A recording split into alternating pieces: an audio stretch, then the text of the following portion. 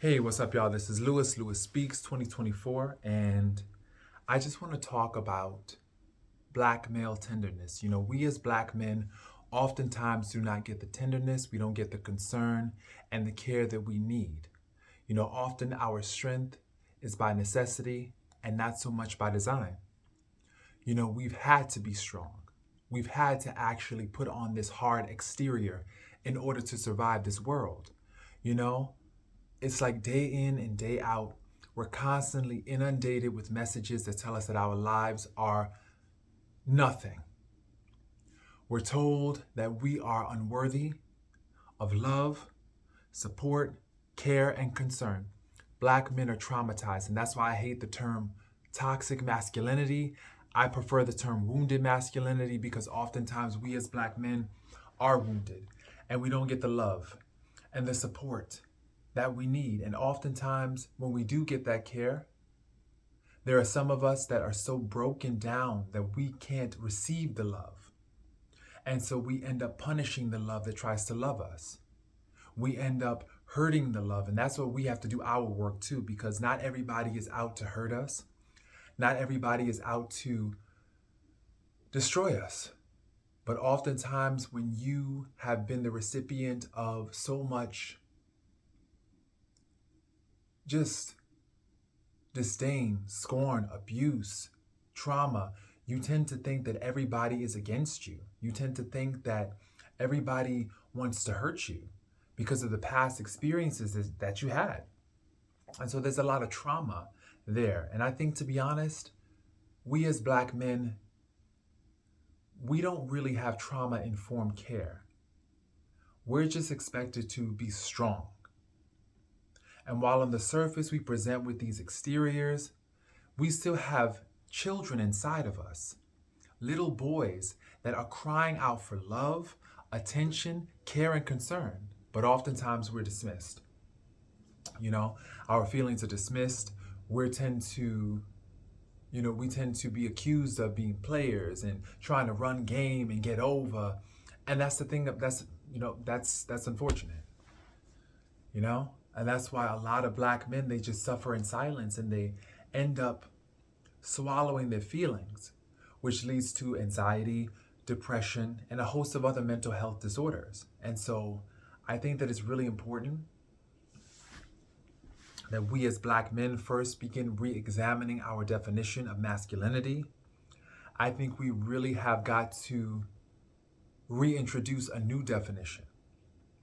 I think we also have to reconnect with that lost male identity, that lost masculine identity that we have, for one, been just talked out of. We've been just separated from.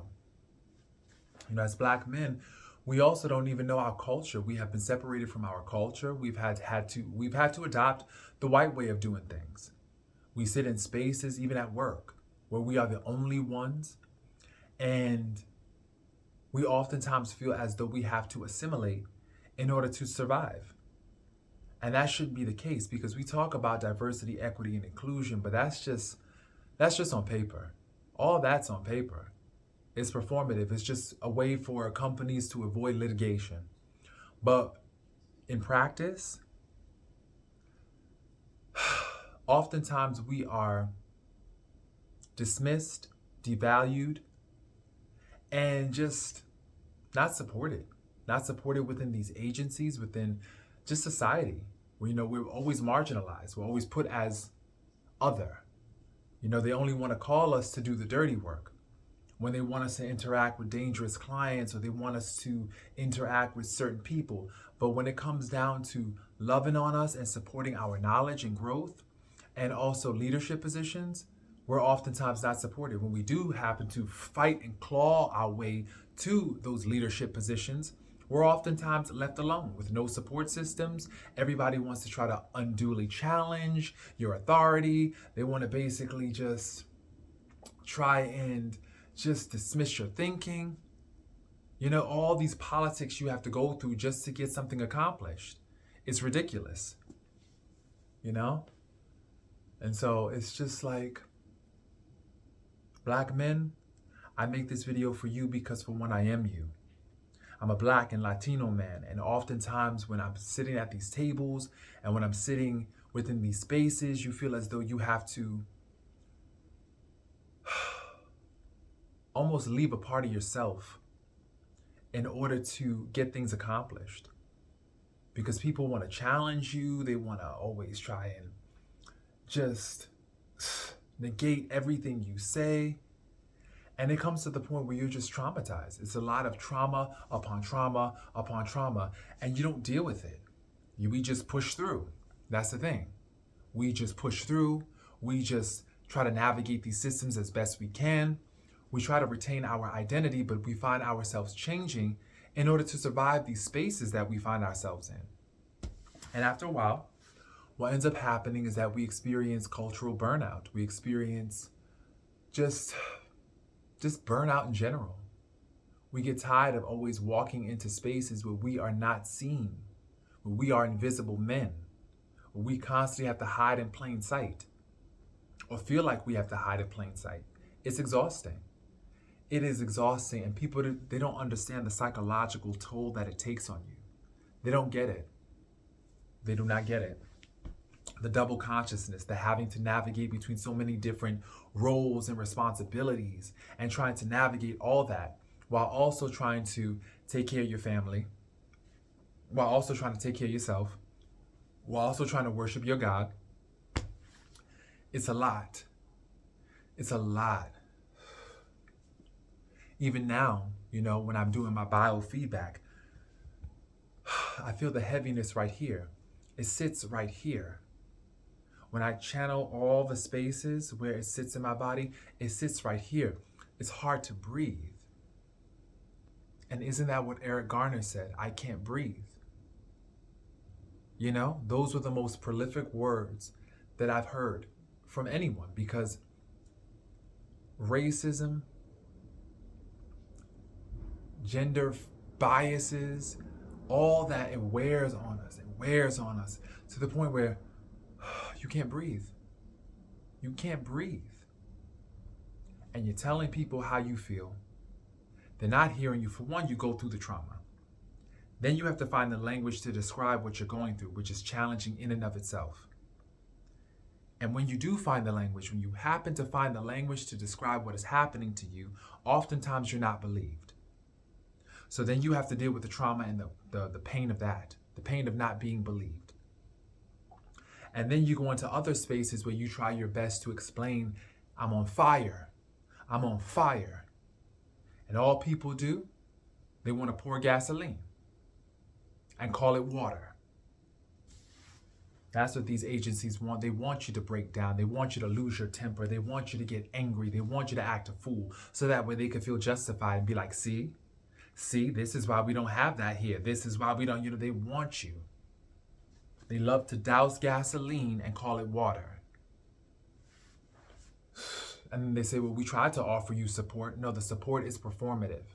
The support is just a measure to offset litigation and offset accusation. It's not genuine. People know, come on, we know genuine. And that's another thing. Black men, they know BS when they see it. And they call him BS. But then oftentimes when you call BS, you're seen as the problem. You're seen as unappreciative. You're seen as the issue. It's a lot to contend with. It's a lot. And that's why a lot of people are just checking out. They're just burnt out. They're just burnt out. They're checking out of reality. Now, I don't suggest that, because quite frankly, that does nothing. That does nothing to address the issues. But at the same time, I do suggest taking a moment, taking some time to regroup. And that requires you to take your sick time. That requires you to take some vacation time. That requires you to take some time for you. Take a moment to do some self-care, because this world can have you coming and going. As Black men, we need tenderness. We need care.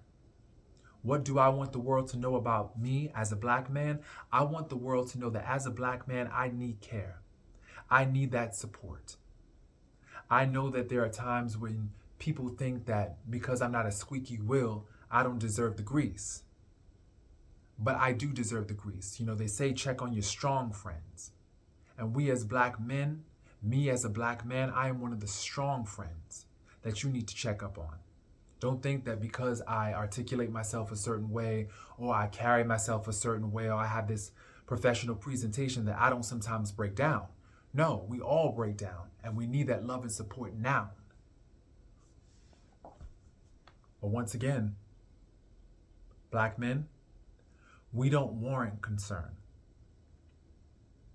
We're not the type that warrant your sympathy, your empathy. We don't warrant that. We warrant your disdain. We warrant your abuse. We warrant your jails. We warrant your fears. That's what we get.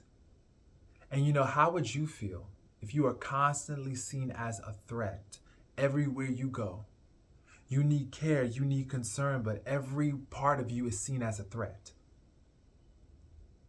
You try to reach out, but you're seen as a threat. You would be angry too.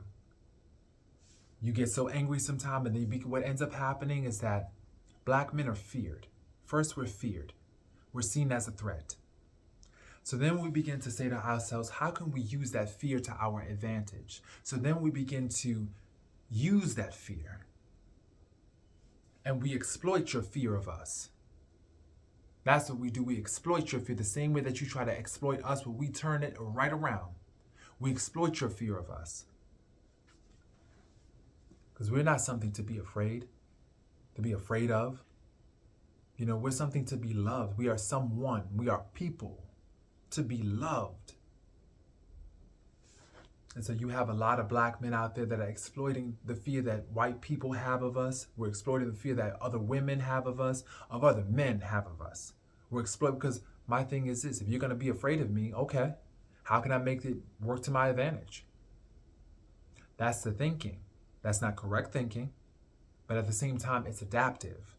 It's a way for us to survive in the world, especially in a world that is maladaptive, in a world that's wrong and crazy. And once again, this is the mentality. You're going to be afraid of me? You're going to be threatened by me? Fine, so be it. How can I make that work to my advantage? And so, that's the mindset. But we as black people, we don't want to be the inspiration for fear. We want to be the inspiration for change, the inspiration for support, See us as the inspiration for those things. But once again, black men, we got to do our work too. We have to do the work of healing from the trauma. And that's hard to do, especially when the trauma is complex. We suffer from a lot of complex PTSD. And the thing about complex PTSD, what makes it complex, is that it's still going on. See, PTSD, oftentimes regular PTSD, it's about past experiences that have happened and they're done. Complex PTSD is that they're still going on. Racism, that's complex PTSD because it's still going on. We never really have a chance to heal from it. Yes, it happened in the past, during the 1950s, 60s, take your pick. Take what year you want to pick. But it's still going on even to this day, except now it's just sophisticated forms of racism. So that's complex. Black people in America have complex PTSD because we're tired, because it's still going on. We never can recover from having those flashbacks, because those flashbacks are basically now backs and foregleams into future. How can you recover from something that's continuing to go on? So it's like there's just so many different things that we as black people, and especially black men, have to contend with that make it very challenging. Make it very challenging to live in this world. But we are resilient, of course. And we are resilient by necessity, not necessarily by design. And I want to reiterate that. We are resilient by necessity and not necessarily by design. Because oftentimes we've had to be these things. We've had to do this in order to survive, We've had to adapt. We have a history of adapting. And in that lies our creativity, and that's wonderful. But there are sometimes in some things where we should not be forced to adapt. The world should change. Should adapt to us. We shouldn't have to adapt to them all the time. The world should adapt.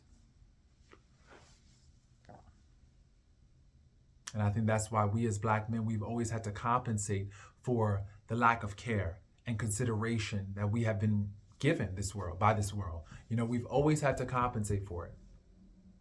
We've always had to kind of rob Paul just to give Peter. We're taking certain things out of ourselves in order to satisfy some other part of us that's missing. Think of it. You're taking off your limb here to make it your leg. And you're taking off your leg and you're trying to make it your arm. You're always trying to compensate for some missing part of yourself. That's what it means to be a Black man today. You're always trying to compensate for some missing part.